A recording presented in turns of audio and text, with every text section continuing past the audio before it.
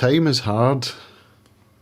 Turns out I had scheduled this for 11 p.m. Dear, dear, dear.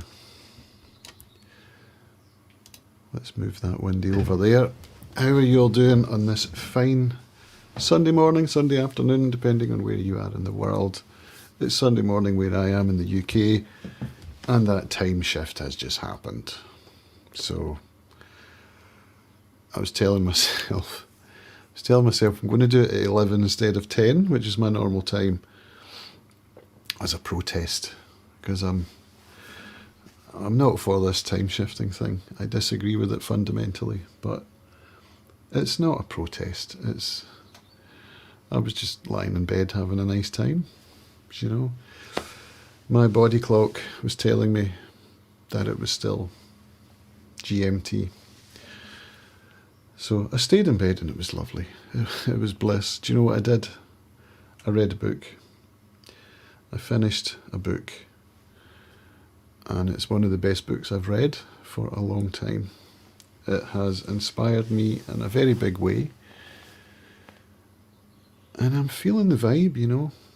One of the things I always did as a kid to escape is to read. I'd disappear to the library. I would, in later life, jump on my bike and cycle somewhere far away and hide with my book, like the Electric Brae or Culzean Castle or Moncton, to the Resi, different places with my book, and that was because books put me in the good place, as with capitals, the good place. And when I was having one of the most difficult years of my life, which was 1995 to 96, where I lived in Odessa for a year, I spent a lot of that time reading English literature, in large part books borrowed from the British Council Library in Odessa. That's when I read Emma, which I enjoyed a lot, and the picture of Dorian Gray, or is it the portrait of Dorian Gray? Can't remember, but you know the one. Or maybe you don't. It's a fantastic book. Amazing, amazing book. But yeah, the book I finished this morning was called The Art of Asking by Amanda Palmer, a musician, an artist. I talked about it in last week's stream, I believe, because I linked out to Jack Lowe, the photographer, the artist, who recommended the book on a podcast where he was talking with Jeffrey Sidoris. Jeffrey Sidoris, the podcaster who has multiple podcasts, and this one was, I've forgotten the name of it again, Process Driven? I think it's Process Driven. I think last week I said it was Iterations, and it wasn't, it's Process Driven. It was amazing. So yeah, the book, it's just so moving, and I tried to, I've made lots of highlights, and I tried to frantically find a quote before I jumped into the stream, but I didn't highlight this quote because it seemed so pithy, you know. But it basically said something along the lines of, stop pretending that art is hard. There's my friend Angus. Good to see you, my friend. Thank you. Thank you for joining. Yes, the clock's changing. It's a thing. It needs to stop being a thing. I don't like it. It changes the whole body clock rhythm, and as I get older, the more I come to understand the importance of circadian rhythms and getting into finding your, you know, and then it all gets shifted. It's like, urgh.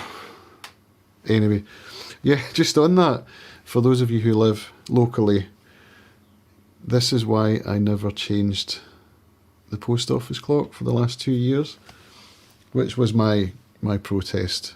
Well, I suppose I was being a bit of a dick, but I was like, I'm done with this. First of all, it was really hard to climb over the grid wall to get to the clock, because it was, you know, I had to move lots of stuff, so there was tons of friction, plus the fact that I don't agree with the clocks changing. So I was like, no, it's staying at GMT which got kind of annoying because people kept coming in to tell me, you know, your clock's wrong. I'm like, my clock isn't wrong. Anyway, that's not where I want to be today. I want to talk more about the art of asking and about creativity and about the idea that art is hard, because I'm facing this right now. The idea of making content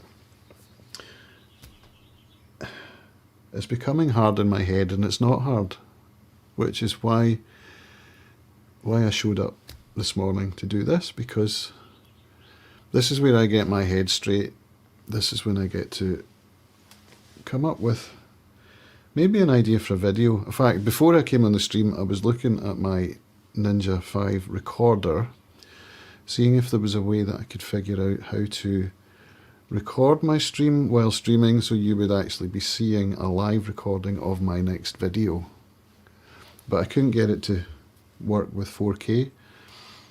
And this is boring tech stuff, but my capture card is 1080. I like to record at 4K. I thought I could just flick a switch and say output to 1080, but I couldn't get it to work, so I didn't have time to futz around with it this morning. So yeah, I'm not sure what the video is going to be about this week. It's going to be along these lines.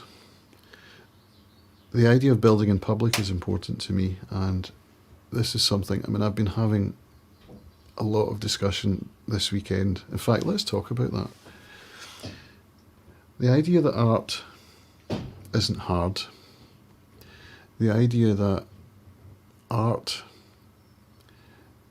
is a connection to source. This is how I've been thinking about it for years. I mean, literally since, I think in fact I came up with this concept in that year in Odessa.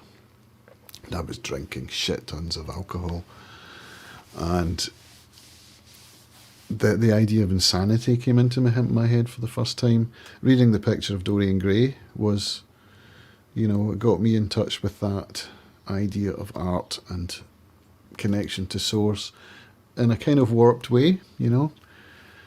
But my philosophy then began about how art is connection to source and about fearlessness, about self-expression being, fearless self-expression being one of the most valuable things in life.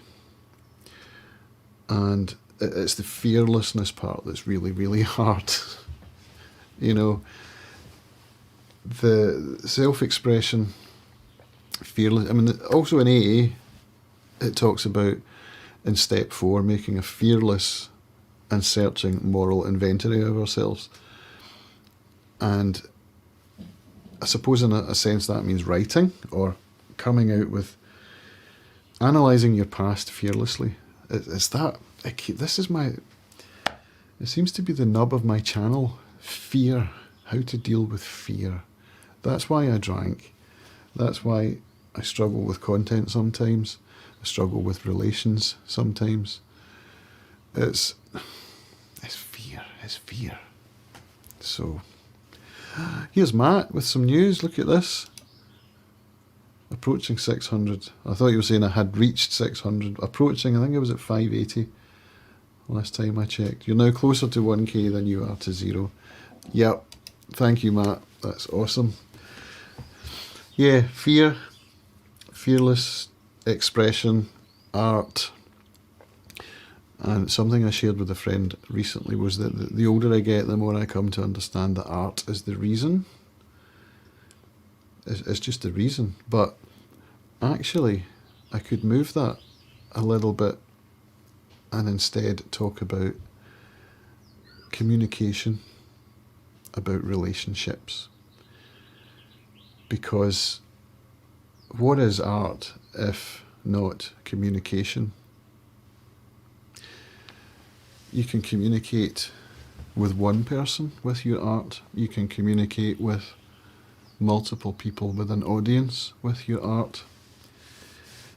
But it's communication. And over the past 2 days, in fact, no, let's even just say 1 day. Yesterday was an absolutely astounding day, because I had some really open and honest communication with some friends from Part-Time YouTuber Academy. And it was absolutely amazing that to have this strange medium of sitting, talking with friends on camera. So there's no 3D people there. There's no hugging. There's none of that. It's all pixels on a screen. But I kind of feel like that doesn't matter in a lot of ways. This is something maybe we should talk with David Nunez about, because he came up with something really interesting about that. Oliver, nice to see you. Thank you for tuning in, my friend. Oliver from sunny Mendrisio, which is in Switzerland, I believe. Thanks for joining the stream, Oliver. Nice to see you. So yeah, in the morning, at weekends, we run a co-working session. It runs for 2 hours in the morning, 2 hours in the afternoon. And we just sit on Zoom, we say hi, how are you doing? We talk for 5 minutes, then we do our thing. Then at 11, it usually runs from 9 till 11. At the end of the call, we'll have a chat, and sometimes the chats can be just unbelievable, as they were yesterday. So, 2 friends, Priyanka and Kareen, and I, we all sat together and we talked about my niche. We talked about my audience. And this is, I've been thinking about it a lot since we had this conversation. And later in the day, I talked about it with Nicola, another really dear friend. So this is all stuff that's going on in my head right now. My niche and my audience.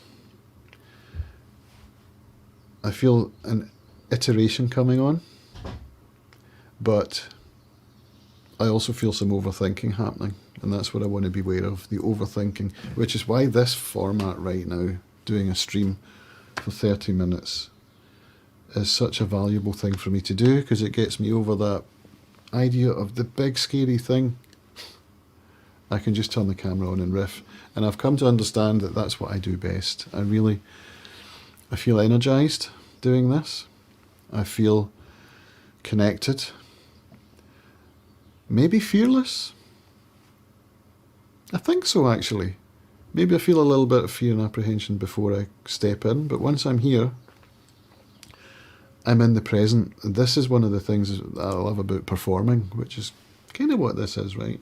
Standing on stage with my guitar, singing to friends, or singing to people I've never met before, is when I'm in the present, right in the moment. At all other times in life, I'm thinking about the past, or I'm way ahead in the future with the whole fear thing and all of that. So it's a moment when I can just riff and get over the idea of fear. And quite often what happens is that I'll come off the back of one of these streams and go into recording a video. And that video will be stream of consciousness, because that's how they work for me. Now this is what came up with the idea of coming up with my medic mo. So all my PTYA2 people will understand what that means. It's defining your target avatar. It's something I've always thought was a bit businessy. And I get it. I do get it. So at the moment, for example, I could pretend I'm talking to Priyanka. This is for you. She's my target avatar. Let's just say, for example's sake. And that will shape the style of content. It will shape the delivery of the content. It will shape the words that I use, maybe, or the concepts, or the structure. That's the idea. And this is one of the things that I've been thinking about a lot, because my channel, my content, it's all very stream of consciousness stuff. And in that sense, it's quite easy for me to make. I'm not saying I don't face fear and procrastination and all that stuff, because I do. But I don't plan my videos as such. I do have videos planned, but I don't script them. I don't even really structure them or bullet point them. anything like that. And I'm wondering whether it would be a good thing for my channel if I were to do that. In other words, would my content become more valuable if my story was better planned? And I think that the answer is yes. I'm quite certain of that. So it's about iterating, maybe leveling up to a stage where my videos become a little more structured and polished and planned. But that's where the big thing, the big scary thing is, the monster under the bed. I've never done that. It's like, okay, this is a new thing. Is this what I want to be doing? Yes, it is, but that's hard, so I'll just do this other thing first. You know how procrastination works. Steve, welcome. Oh, I like your picture. Steve is a former pupil of mine and hopefully a future pupil of mine. Can't wait till you're teaching again. Yeah, same. So yeah, that's where my head has been at the moment. But having just read that book by Amanda Palmer, it's put me in the good place. It's got me really excited, as have the discussions that I had yesterday. I didn't get to the end of that story, so I talked with Priyanka and Karine and Nicola. We talked about niche stuff. And then in the evening, there's a girl from cohort 2, Becky. She reached out and said hi. And I jumped in and said, would you be up for a 20-minute call? So that 20-minute call turned out not to be 20 minutes. It was more like 2 hours and 20 minutes. And it was lovely. I got a lot out of that. I enjoyed it a lot. And this is what I'm talking about with communication and art. Because, as I've said, art is communication with your audience, with yourself, even in a lot of ways. You can find self-love through art. You can get frustrations out. You can find yourself. It's, you know what I'm saying, right? But I mean, communication it's an interesting thing for me, particularly with like the family situation, because I tend not to, or I find it difficult to open up, I suppose. And this is one of the things that alcohol used to do for me. It used to make it easy to open up, and it kind of made me feel like there was a connection to source that's somehow getting smothered all the time. And I've heard this a lot in Alcoholics Anonymous, but the idea that when you take drink for the first time and you feel that smothering being lifted, and you're like, aha, that's how it was for me. I think I was 12. I can't remember the exact day, but I was either 11 or 12 when I had that feeling for the first time. And that's what I chased my whole life. And now, without alcohol, without drugs, I still feel that smothering. And this is where books, when I mentioned The Good Place and why I told you that it had capital letters, is because that's when I feel connected to source. And reading books can get me there. Listening to music can get me there. Art, you see what I'm saying? Other people's art can get me there and get me in touch with the source, and then the fear disappears. And then I get to come through, make a cup of coffee, turn my camera on and talk into it for 30 minutes with no idea about what I'm going to say. And somehow it seems to help. Here's Mike. Good morning, Mike. Nice to see you. Scripting sounds like a good idea. Yeah, I've always pushed back on that since November, when I started taking my YouTube channel more seriously. One of the things that we were taught in the YouTuber Academy is scripting. When we got the whole nine, scripting, storytelling, the hero's journey, the 7 7 watts, rituals and icons and pagans, and from the book Primal Branding. It's a fantastic course if you're thinking about making YouTube into a business. Cannot recommend this course highly enough. But the best thing about it, by far, has been the people, the community that has built up. It's life-changing. It's absolutely life-changing. Cohort 2 just finished at the end of last week, and now I'm seeing lots of things happening.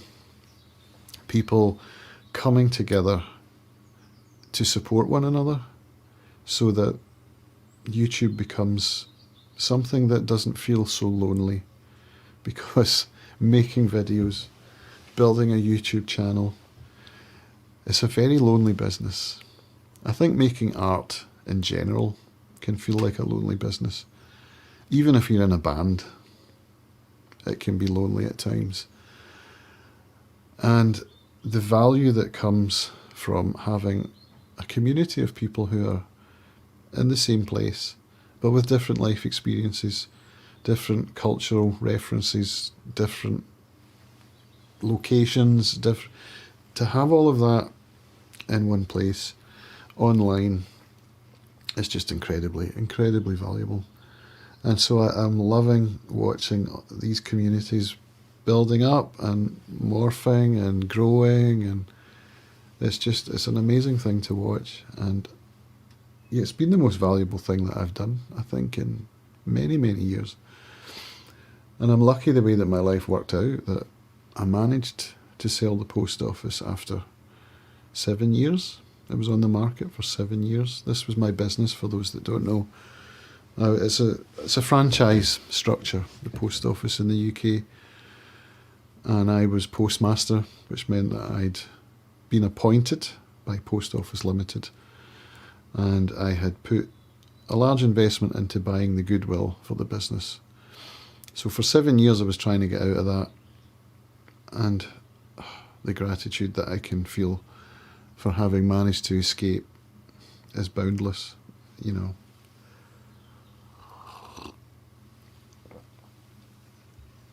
So now I'm exploring my niche again. I'm exploring my audience.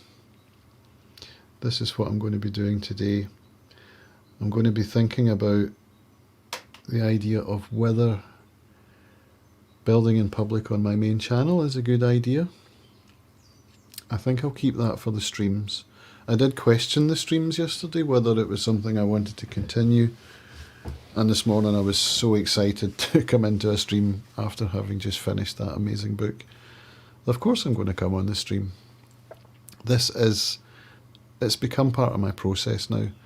And remarkably, I've managed to keep it going since beginning of November, I think, was when I did my first Sunday stream for half an hour every Sunday, showing up. So that's part of the life hack, the accountability thing, is just make it a scheduled weekly thing and don't overthink it. And this is what my sponsor always said about AA meetings. He said, just make them a thing that you do.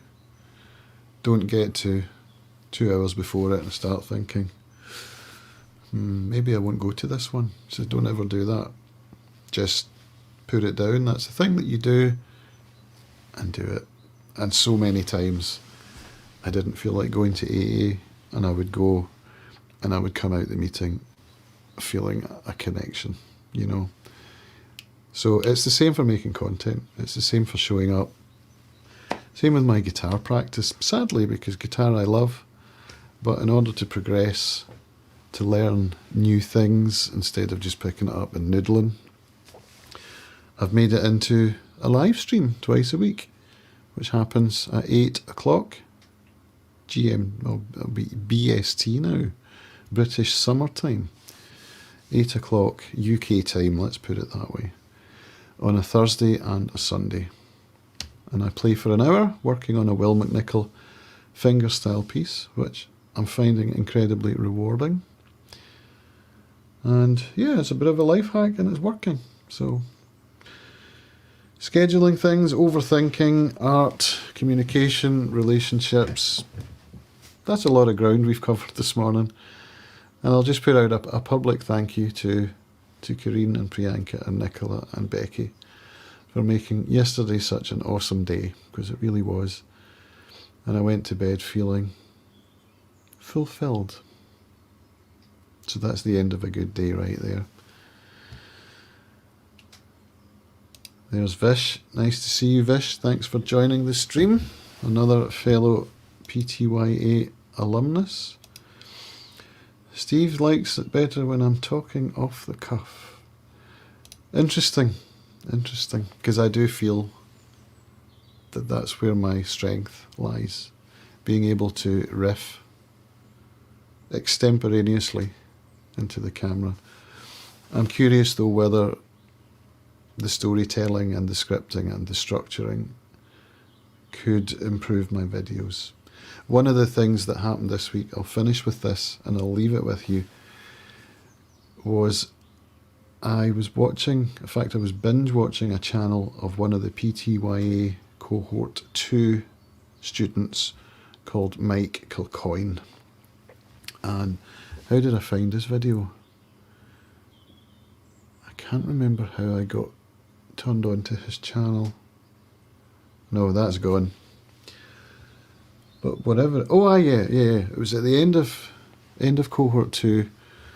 There's an awards ceremony and videos get picked. So best video for the first homework assignment, second, etc. And Mike's was one of the videos that was chosen for one of the awards, and we get to go through and watch all the nominees and then vote. So that was how I found a video that he recorded about death, about leaving a message for his dead self, something like that. And it was like, oh my God, this is amazing. So I binged his channel and I felt super inspired to start upping my game. And the way that he was doing it was storytelling with B-roll, awesome B-roll, and using the storytelling structure in a really, really effective way. That inspired me a lot. And so I think there might be room on my channel for more stuff like this, more extemporaneous, off the cuff, maybe quick style videos with minimum editing. Nice and easy, hopefully still valuable, but also more, what would I call it, pillar content, or more polished, documentary style, I don't know. But this is what's new for me, and it's kind of what's making me freak out a bit, but also makes me feel excited. I just don't know how to do it. You know what I mean? What is the story? I've got a bunch of content from a travelling trip. I went to America in 1993 with 2 friends when I was 21, and we travelled around the whole continent. And I've got about 20 hours of footage from that. VHS, shaky, 4x3, low resolution stuff, lots of drinking, all of that. And I would like to tell a story with that content. And this is how this whole weekend discussion with Karine and Priyanka and Nicola, it all came about because I was like, what do I do with this content? What is the story? And that's how this whole idea came about, of different style of content for my channel. So I still don't know what the story is, but what I will tell you is that some of it is not easy for me to watch. It's very cringe-worthy. I don't like seeing me drunk. Don't like it at all. It brings back memories. But maybe that's a good thing. Maybe it's time for me to face that and accept who I was back then and forgive myself. I think there might be a lot of value in that for me. I'm going to leave it there before I start breaking up. Thank you all for joining my stream this morning. It's incredibly touching to see so many of you popping up with your comments. It means a lot. So yeah, this is me signing off. I hope you all have a wonderful Sunday, and I'll see you all on the YouTube stream. Remember, you're not alone. Bye for now.